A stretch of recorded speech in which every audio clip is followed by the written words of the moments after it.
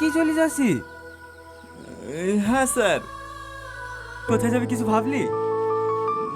না স্যার, জানিনি কোথায় যাব।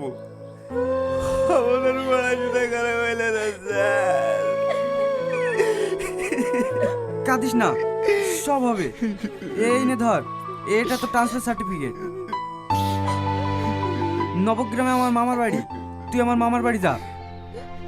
কিন্তু স্যার। কোনো কিন্তু না, আমি ফোন করেছিলাম, সব কথা হয়ে গেছে। ওইখান থেকেই তুই পড়াশোনা কমপ্লিট করবি।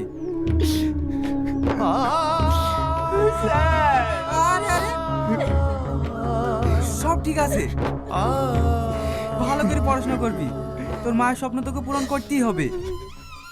আসছি বোন, ভালোভাবে যায়েন।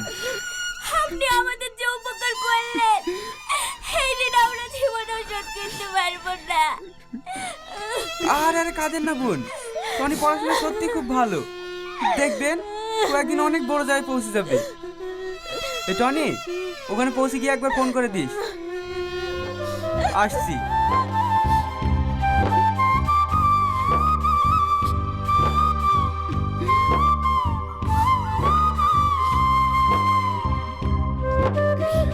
মা, চলো।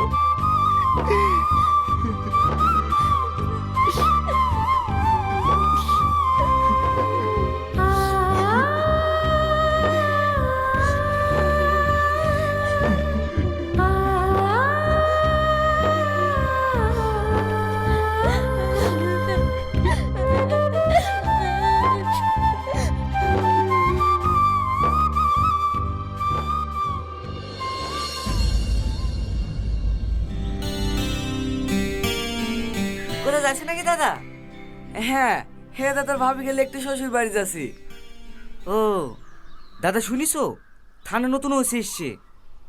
ওসি এসছে? হ্যাঁ দাদা, হ্যাঁ পুকুর থেকে বড় একটা মাছ, হ্যাঁ কেজি মাছ এক মিষ্টি নিলে দেখাটা একবার করেই আসি। কখন এসছে জানিস? আমি তো শুনু সে সকালে এসছে। সে সকালে এসছে, তুই এখন খবর দিছি? বিরোধী পার্টি তো দেখে চলে যাই।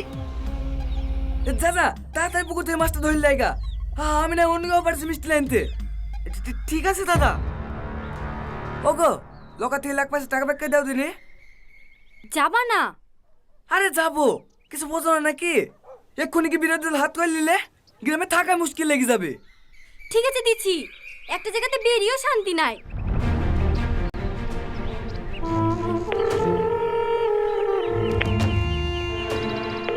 হ্যালো রাকেশ, গোপালের দোকান